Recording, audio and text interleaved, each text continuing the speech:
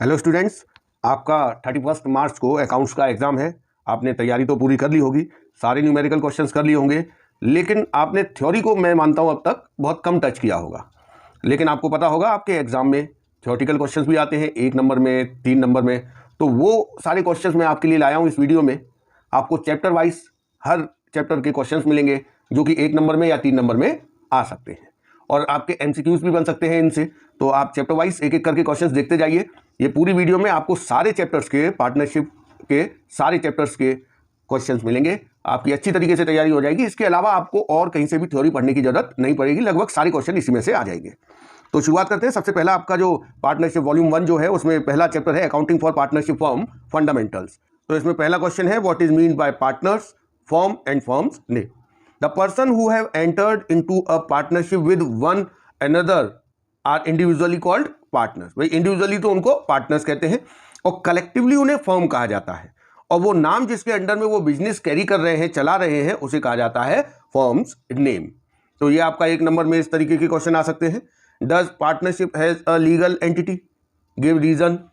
क्या partnership firm एक separate legal entity है? तो आप देखिए, इसका आंसर है नो।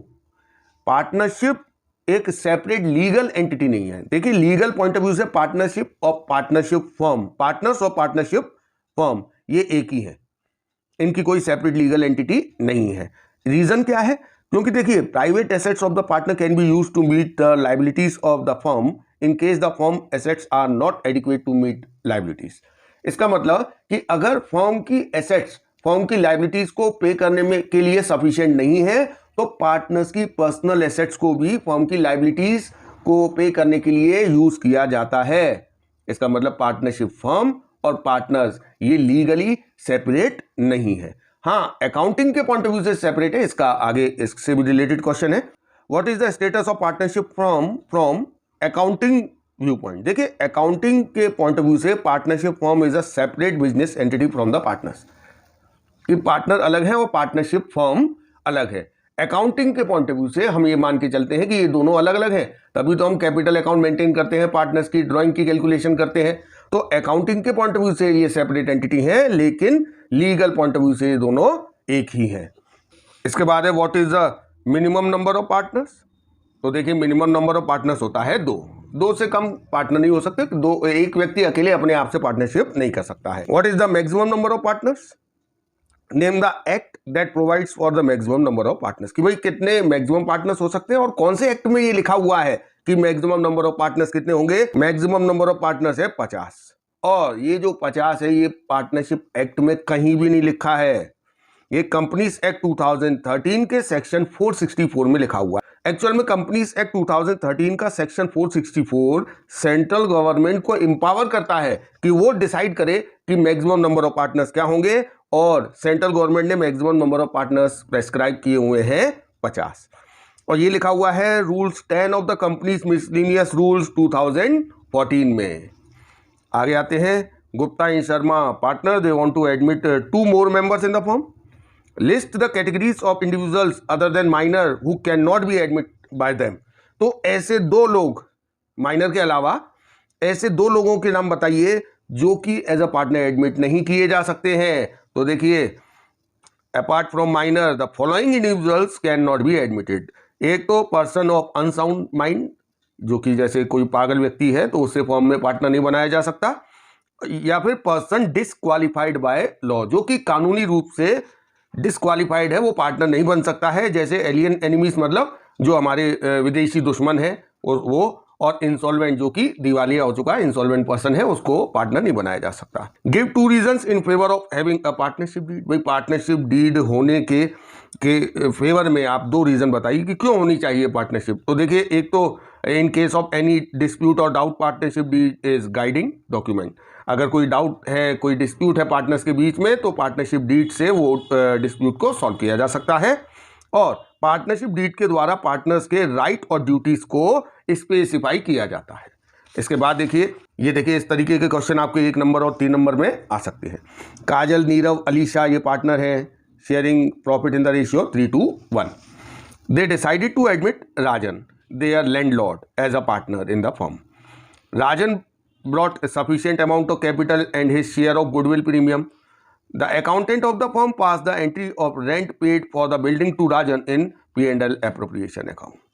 देखिए ये इन्होंने अपने लैंडलॉर्ड को पार्टनर बना दिया।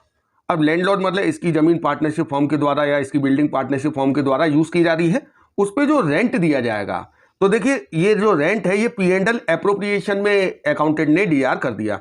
क्या he is he correct in doing so? Give reason. तो अब हमें बताना है ये जो रेंट पे किया गया है पार्टनर को, क्या वो P&L एप्रोप्रिएशन में आना चाहिए? तो no, accountant of the firm is not correct. ये जो रेंट पे किया गया है, चाहे वो बिल्डिंग लैंडलॉर्ड की हो या किसी एक्सटर्नल पर्सन की हो, जो रेंट है वो एक चार्ज है and charge should be debited in P&L account, not in P&L appropriation account. तो because rent paid is a charge, it should be debited to P&L account. Next, 10. Ritesh and Hitesh are childhood friends. Ritesh is a consultant whereas Hitesh is an architect. तो ये दो दोस्त हैं, अलग अलग काम कर रहे हैं। अब इन्होंने एक बिल्डिंग खरीदी है 2 करोड़ रुपए में, जिसमें इन्होंने इक्वल अमाउंट कंट्रीब्यूट किया है और 1 साल के बाद इन्होंने इसे 3 करोड़ में बेच दिया और जो प्रॉफिट है वो इक्वली डिस्ट्रीब्यूट कर दिया। क्या ये पार्टनरशिप है?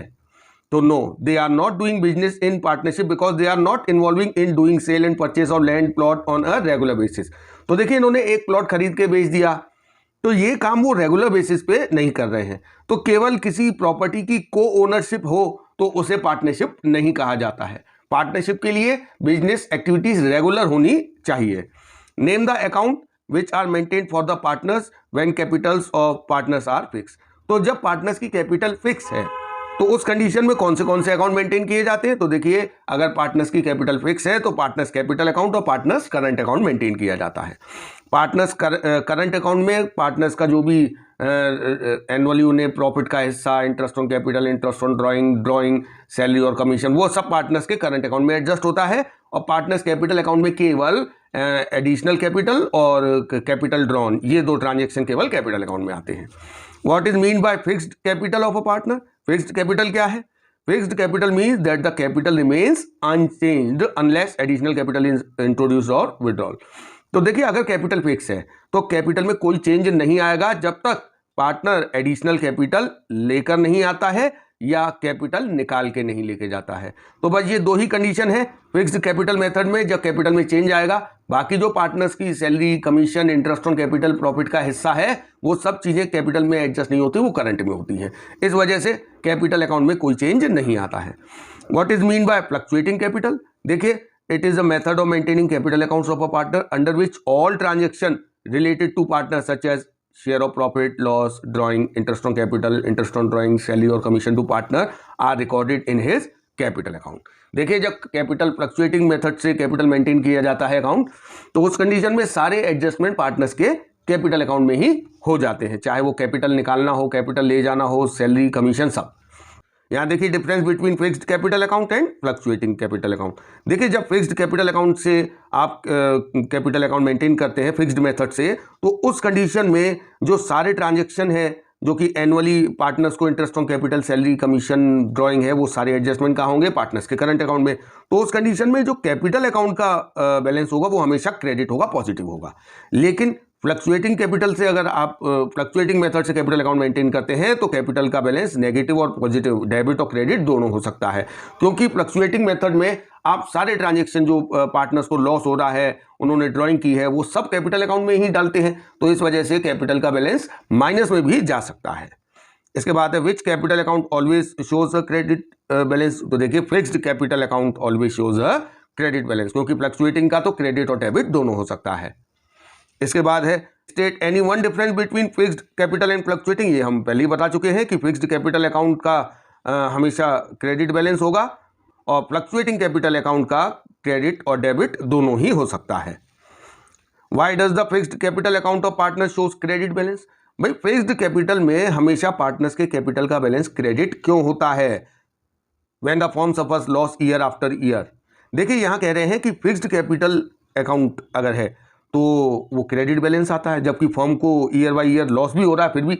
ऐसा इसलिए क्योंकि जब फिक्स्ड मेथड से कैपिटल अकाउंट मेंटेन किया जाता है तो जो लॉसेस हैं वो कैपिटल अकाउंट में डेबिट होते ही नहीं है, वो कहाँ डेबिट होते हैं? करंट अकाउंट में, तो इस वजह से करंट अकाउंट का नेगेटिव बैलेंस हो जाता है, लेकिन जो कैपिटल अकाउंट है वो क्रेडिट बैलेंस ही दिखाता रहता है। आगे देखिए question number 18, give two items which में appear on the debit side of partners current account. भाई पार्टनर्स करंट अकाउंट के डेबिट में क्या क्या आ सकता है, एक ड्राइंग है और एक है इंटरेस्ट ऑन ड्राइंग। इसके बाद इन case the partners capital R fixed which account withdrawal of capital is recorded. तो देखिए अगर पार्टनर्स की कैपिटल फिक्स है और पार्टनर कैपिटल विड्रॉ कर रहे हैं, देखिए ये जो कैपिटल विड्रॉ है ये है drawing against capital. Drawing against profit अलग चीज है और ड्राइंग अगेंस्ट कैपिटल अलग चीज है।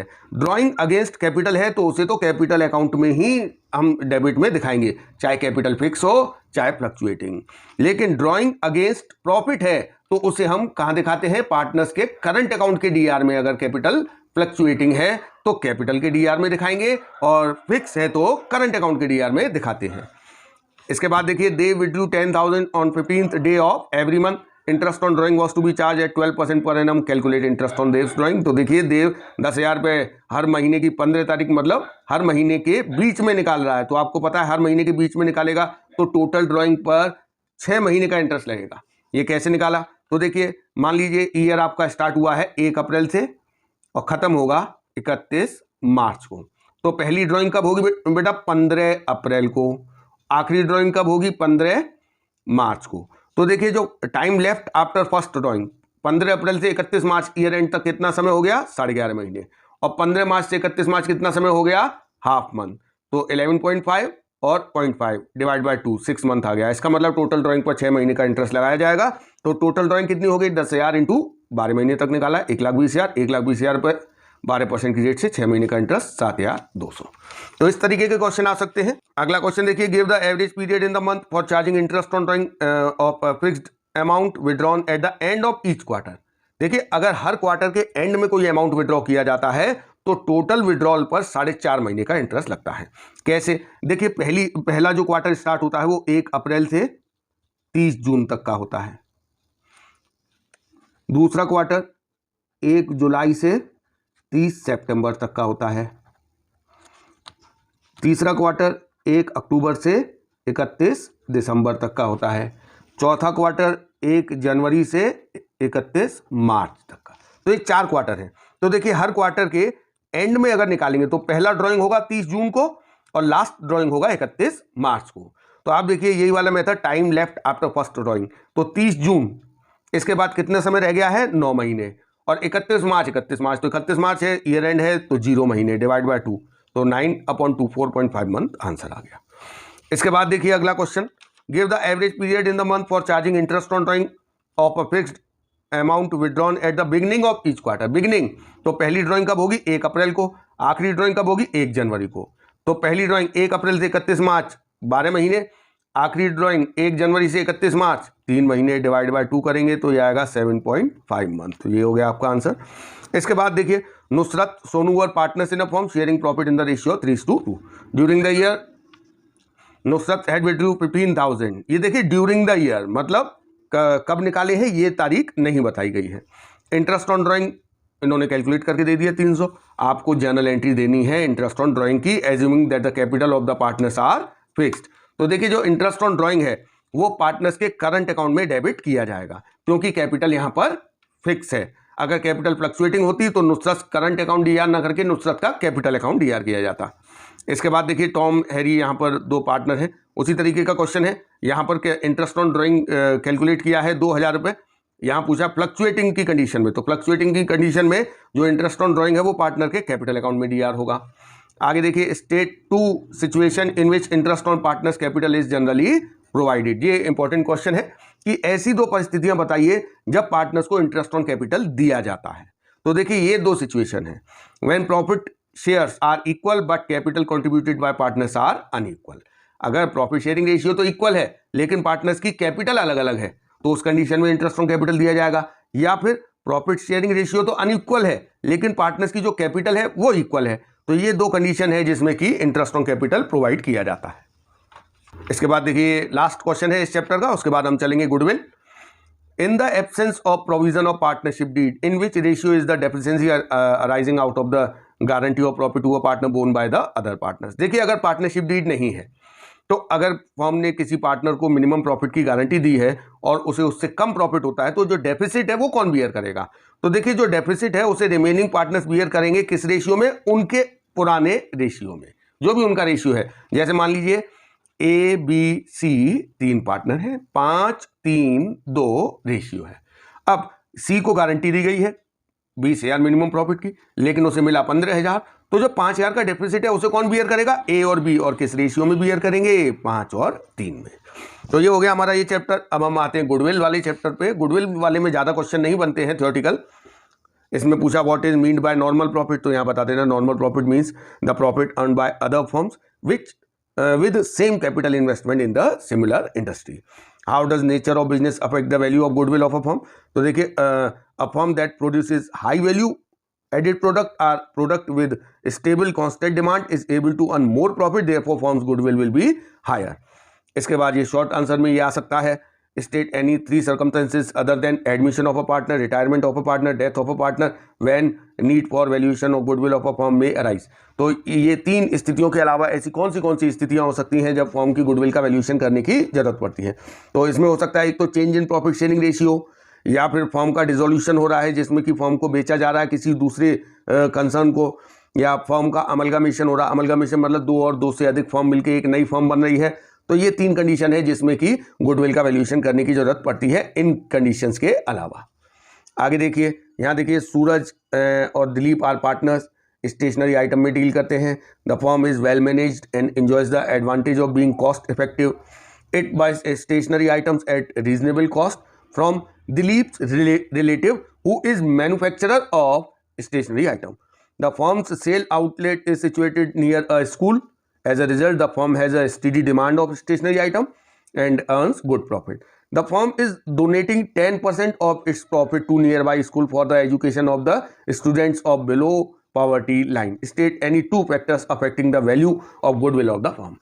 तो यहाँ पर आपने ये पूरा कंडीशन पढ़ी है, ये पूरा केस है। अब आपको यहाँ पे बताना है कि फर्म की गुडविल अच्छी क्यों है, ज़्यादा क्यों है, या फर्म की गुडविल को अफेक्ट करने वाले कौन से 2 एलिमेंट हैं, फैक्टर है। एक तो है एफिशिएंसी ऑफ मैनेजमेंट। मैनेजमेंट बहुत अच्छी तरीके से सारी चीज़ों को मैनेज कर रहा है, सारी चीज़ें खरीदना, सही रेट पे खरीदना। इसके अलावा फेवरेबल लोकेशन है, स्कूल के पास में ही इनका शोरूम है, इस वजह से डिमांड भी हाई रहती है, प्रॉफिट ज़्यादा होता है और फर्म की एक गुडविल को अफेक्ट होती है, इस चीज़ से गुडविल ज़्यादा हो जाती है। तो ये सारे आपके गुडविल से रिलेटेड होगा। अब अगला हमारा चैप्टर है change in profit sharing ratio. What is mean bye reconstitution of partnership firm. भाई रिकॉन्स्टिट्यूशन का क्या मतलब है? तो रिकॉन्स्टिट्यूशन का मतलब है पार्टनर्स के बीच में जो इकोनॉमिक रिलेशनशिप है उसमें कुछ चेंज आ जाना, जैसे पार्टनर्स का प्रॉफिट शेयरिंग रेशियो चेंज होना, या कोई नया पार्टनर फर्म में एडमिट होना, या रिटायरमेंट ऑफ अ पार्टनर। ये सारी कंडीशन रिकॉन्स्टिट्यूशन की है। इन सब कंडीशन में पुरानी पार्टनरशिप डीड को खत्म करके एक नई पार्टनरशिप डीड बनाई जाती है। Does the change in profit sharing ratio result into dissolution of partnership firm? Give reason. देखिए change in profit sharing ratio amounts to dissolution of partnership and not dissolution of firm. देखिए जब partners का profit sharing ratio बदलता है तो partnership का dissolution हो जाता है, क्योंकि पुराना रिलेशन खत्म होकर नया रिलेशन बनता है, रिलेशनशिप चेंज हो रही है, पुरानी पार्टनरशिप डीड खत्म होगी, नई पार्टनरशिप डीड बनेगी, तो इसलिए इसे डिसोल्यूशन ऑफ पार्टनरशिप कहा जाता है, लेकिन डिसोल्यूशन ऑफ फर्म नहीं है। As the existing agreement comes to the end and the firm continue under new agreement. तो फर्म तो चल रही है ना, तो हम इसे डिसोल्यूशन ऑफ पार्टनरशिप फर्म नहीं कह सकते, डिसोल्यूशन ऑफ पार्टनरशिप कह सकते हैं। इसके बाद देखिए question number 3, give any 2 circumstances in which sacrificing ratio may be applied. तो sacrificing ratio may be applied in the following: at the time of admission, retirement, death, change in profit sharing ratio. तो ये सारी condition में हमें sacrificing ratio निकालना पड़ता है। तो यहाँ देनी accounting entry for the unrecorded assets in the reconstitution of partnership. तो अगर कोई अनरिकॉर्डेड एसेट है उसे हमें रिकॉर्ड करना है, तो ये फॉर्म के लिए एक फायदे वाली बात है, जैसे रिवैल्यूएशन अकाउंट में सीआर किया जाएगा, तो sundry asset account DR to revaluation, ये जनरल एंट्री होगी। अब आ जाते हैं एडमिशन ऑफ अ पार्टनर के जो इंपॉर्टेंट क्वेश्चन है। तो देखिए what is the effect of admission of a new partner. तो when a new partner is admitted into the firm it is known as admission of a new partner. On admission of a new partner, old partnership comes to end and new partnership comes into existence. इसे ही कहा जाता है reconstitution. पुरानी partnership deed को खत्म करके नई partnership deed बनाई जाती है। State with reason whether at the time of admission of a partner partnership is dissolved और पार्टनरशिप फर्म इज डिसॉल्व्ड। तो देखिए जब नया पार्टनर आता है तो पार्टनरशिप का डिसोल्यूशन होता है, फर्म का डिसोल्यूशन नहीं होता है, फर्म तो चलती रहती है। इसके बाद state any one right acquired by newly admitted partner. तो देखिए बेसिकली दो फंडामेंटल राइट होते हैं एक पार्टनर के, चाहे वो एग्जिस्टिंग हो चाहे वो नया पार्टनर हो, कि उससे फ्यूचर में फर्म का जो प्रॉफिट या लॉस होगा उसमें शेयर उसे मिलेगा और फर्म की एसेट्स पे भी उसका राइट होगा to the extent of the capital contribution. Why should a new partner contribute towards goodwill? तो भाई क्यों लाता है नया पार्टनर गुडविल? क्योंकि वो एग्जिस्टिंग पार्टनर को उन्होंने जो अपना प्रॉफिट शेयर सेक्रीफाइस किया है उसके बदले में कंपनसेट करता है, क्योंकि एग्जिस्टिंग पार्टनर्स ने ही फर्म की गुडविल को जनरेट किया है, क्रिएट किया है, और उसका बेनिफिट नए पार्टनर को होगा, तो उसे एग्जिस्टिंग पार्टनर को कंपनसेट करना होता है। At the time of admission of new partner in the firm, the new partner compensate the old partners for their losses of share in the super profit of the firm which he brings in as an additional amount which is known as goodwill या premium for goodwill. What is mean by new profit sharing ratio in case of admission of a partner? नया profit sharing ratio क्या होता है? तो देखिए the ratio in which all partner including the incoming partner will share the profit and losses in the future is known as new profit sharing ratio. How is sacrificing ratio calculated? Sacrificing ratio कैसे calculate होता है? Old profit share minus new profit share. इसके बाद देखिए in the absence of partnership deed in which ratio do the all partner sacrifice their share in case of admission of a new partner. तो देखिए अगर partnership deed नहीं है और कोई नया पार्टनर एडमिट होता है तो जो एग्जिस्टिंग पार्टनर है वो अपने ही रेशियो में, अपने ओल्ड प्रॉफिट शेयरिंग रेशियो में नए वाले पार्टनर के फेवर में अपना हिस्सा सेक्रीफाइस करते हैं। एसबीजे पार्टनर्स हैं, टी वॉज एडमिटेड 1/5 शेयर के लिए, calculate the sacrificing ratio of S B and J. तो देखिए एसबीजे का पहले हम ओल्ड रेशियो की बात करें। ओल्ड रेशियो तो क्वेश्चन में दिया नहीं है, तो ओल्ड रेशियो क्या होगा? इक्वल। और आपको ये नहीं बताया है कि नए पार्टनर को जो 1/5 शेयर दिया है वो किसने किस रेशियो में दिया है, तो उस कंडीशन में जो ओल्ड रेशियो होता है वही सेक्रीफाइसिंग रेशियो होता है, तो 1:1 ही सेक्रीफाइसिंग रेशियो होगा, मतलब equal. List any 2 item that need adjustment in the books of account at the time of admission. तो कोई भी दो एडजस्टमेंट, जैसे adjustment of accumulated profit, losses, reserve, adjustment of goodwill, इसके अलावा और भी हैं जैसे रिवैल्यूएशन ऑफ असेट्स और reassessment of liabilities, adjustment of workmen compensation reserve, investment fluctuation reserve, बहुत सारी चीज़ें हो सकती हैं। Why is it necessary to revalue assets and liabilities of a firm in case of admission of partner? तो देखिए it is necessary to revalue the assets and liabilities in case of admission of partners so that incoming partner neither put an advantage nor to disadvantage due to the change in the market value of assets and liabilities। तो assets और liabilities की market value में जो change हुआ है उसकी वजह से नए पार्टनर को ना तो कोई फायदा होना चाहिए ना नुकसान, इसलिए एसेट्स और लायबिलिटीज का रिवैल्यूएशन किया जाता है। State any 2 reason for the preparation of revaluation account. भाई क्यों बनाया जाता है revaluation account? To record the effect of revaluation of assets and liabilities and to ensure that gain और loss on revaluation of assets and liability may be divided among the old partners only. नए partner को इसका कोई advantage या disadvantage नहीं मिलना चाहिए। देखिए question number 13, for which of the following situations the old profit sharing ratio partner is used eight the time of admission of a new partner. ये इनमें से कौन सी सिचुएशन के लिए old profit sharing ratio use किया जाता है at the time of admission? तो देखिए ये सारी कंडीशन दी हुई है, इसमें से आप देखिए ये जो सी वाला दिया है, at the time of admission goodwill already appears in the balance sheet. तो जो गुडविल ऑलरेडी बैलेंस शीट में अपीयर है उसे राइट ऑफ करने के लिए ओल्ड रेशियो को यूज किया जाता है। बाकी सब में आप देख लीजिए, जैसे नया पार्टनर गुडविल लेकर आता है तो वो तो सेक्रीफाइसिंग रेशियो में बटेगी, या नहीं भी लेकर आता है तो वो पार्टनर के करंट अकाउंट में डीआर होके और उसे सेक्रीफाइसिंग पार्टनर्स में उनके सेक्रीफाइसिंग रेशियो में डिस्ट्रीब्यूट किया जाता है। तो ये केवल ये थर्ड वाला केस है जिसमें कि ओल्ड रेशियो यूज होता है। 14 देखिए, अमित एंड बीना पार्टनर है, 3 और 1 रेशियो है। चमन को एडमिट किया गया है 1/6 share in the profit, 1/6 share के लिए आ रहा है। Chaman acquired 2/5 of his share from Amit. कि देखिए जो चमन है 1/6 शेयर के लिए आया है, ये अपने 1/6 शेयर का 2/5 पार्ट अमित से एक्वायर कर रहा है और बाकी किससे एक्वायर करेगा? बीना से करेगा। तो देखिए चमन का शेयर 1/6, इसने अमित से कितना एक्वायर किया? 1/6 का 2/5 पार्ट इसने किससे एक्वायर किया है? अमित से। तो टोटल अमित से कितना एक्वायर किया? 2/30। देखिए 1/6 में से 2/30 इसने अमित से एक्वायर किया, बाकी किससे एक्वायर किया होगा? बीना से। तो 1/6 माइनस 2/30 करके आएगा 1/10, ये इसने बीना से एक्वायर किया, यही हमारा आंसर है। 15 देखिए, eight the time of admission of a partner who decide what will be the shares of profit of the new partner out of the firms profit. तो देखिए सारे जितने भी एग्जिस्टिंग पार्टनर है वो ये डिसाइड करते हैं कि नए पार्टनर का रेशियो प्रॉफिट में हिस्सा कितना होगा। किया एंड लीना आर पार्टनर्स, 3 और 2 रेशियो है। किरण को इन्होंने एडमिट किया है 1/5 शेयर के लिए, जो कि 24,000 रुपये गुडविल के लेकर आएगी। जो ये गुडविल का पैसा लेकर आएगी वो किया और लीला के कैपिटल अकाउंट में क्रेडिट कर दिया जाएगा 18,000 और 6,000। Calculate the new profit sharing ratio. देखिए यहाँ पर नए पार्टनर द्वारा लाई गई गुडविल का अमाउंट है 24,000, जिसमें से 18,000 रुपये मिल गया है किया को और 6,000 लीला को। देखिए नए पार्टनर द्वारा लाई गई गुडविल का जो पैसा है वो जो ओल्ड पार्टनर्स हैं उनमें उनके सेक्रीफाइसिंग रेशियो में बांटा जाता है। इसका मतलब 18,000 6,000 अगर इन्हें मिला है तो इनका सेक्रीफाइसिंग रेशियो क्या होगा 3 और 1। इसका मतलब किया और लीला ने 3 और 1 के रेशियो में सेक्रीफाइस किया है। अब किरण का हिस्सा 1/5 में से 3/4 सेक्रीफाइस किया होगा किया ने और 1/4 सेक्रीफाइस किया होगा लीला ने।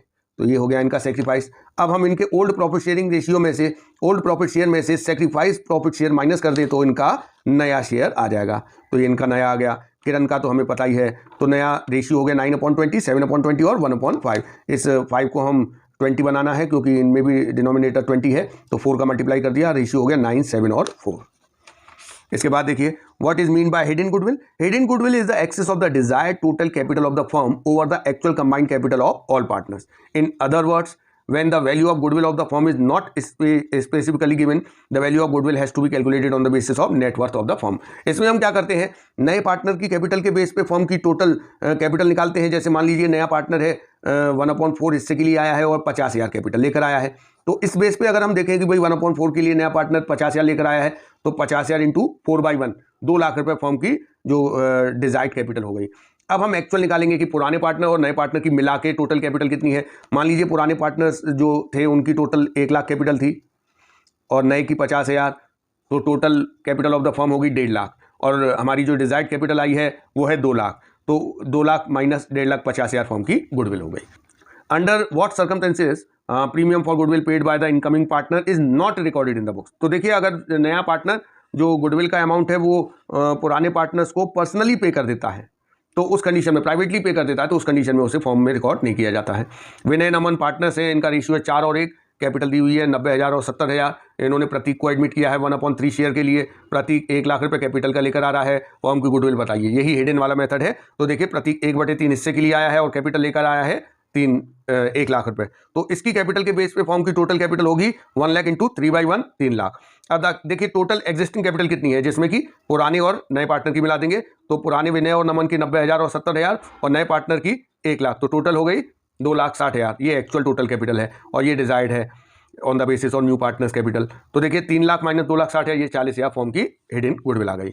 ABCD पार्टनर्स हैं, इनका जो प्रॉफिट शेयरिंग रेशियो है 4, 3, 2, 1 जनवरी 2015 को इन्होंने ई को एडमिट किया है 1/10 शेयर के लिए।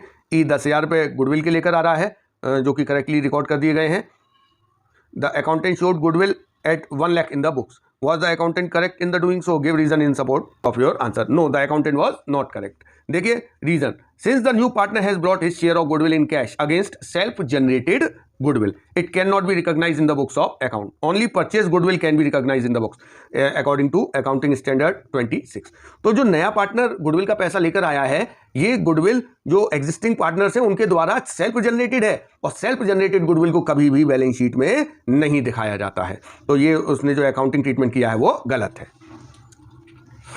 Why is the journals are distributed among the old partners before new partner is admitted? देखिए जो जर्नल है नए पार्टनर के आने से पहले पुराने पार्टनर्स में उसे बांट दिया जाता है, क्योंकि ये जो पुराने पार्टनर्स हैं इन्होंने ही ये जर्नल क्रिएट किया है आउट ऑफ द प्रॉफिट। तो ये जो प्रॉफिट है पुराना नए पार्टनर के आने से पहले, इस प्रॉफिट पर पुराने पार्टनर्स का ही अधिकार है, इसीलिए उस प्रॉफिट में से जो जर्नल क्रिएट हुआ है वो भी पुराने पार्टनर्स का ही है।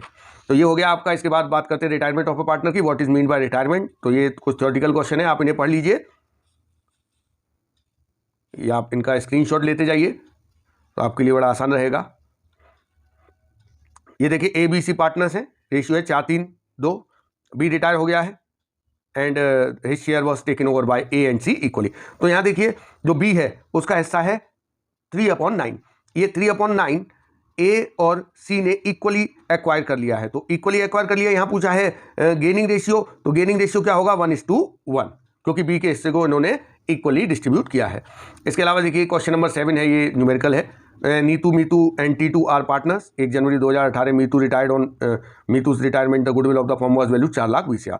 पास journal entry for the treatment of goodwill on Meetu's retirement. तो देखिए मीतू के हिस्से की गुडविल कितनी होगी वही उसे दी जाएगी। पूरी फर्म की गुडविल है 4,20,000, मीतू का हिस्सा है 1/3 मतलब 1,40,000 इसे गुडविल दी जाएगी।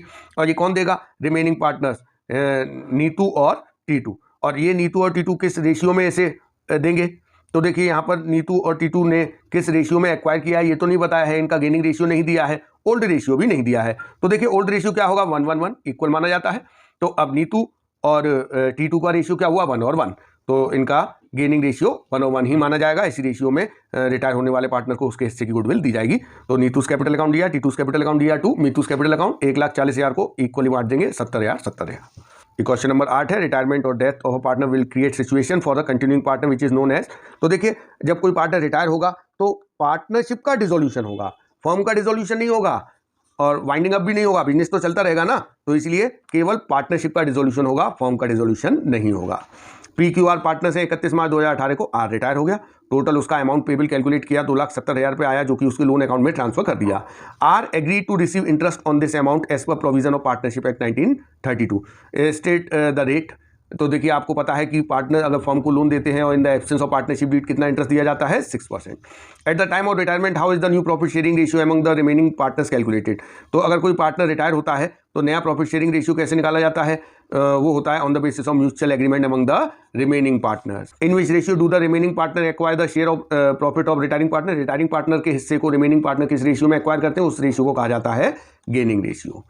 Why does a firm revalue assets and liabilities, ये मैं आपको पहले बता चुका हूँ वैसे eight the time of death of a partner. तो देखिए अगर डेथ किसी पार्टनर की होती है तो उस समय तक जो फर्म के एसेट्स और लाइबिलिटीज में चेंजेस आए हैं उस वजह से कोई लॉस या गेन अराइज होता है तो वो मरने वाले पार्टनर को भी दिया जाना चाहिए, इसीलिए एक रिवैल्यूएशन अकाउंट बनाया जाता है।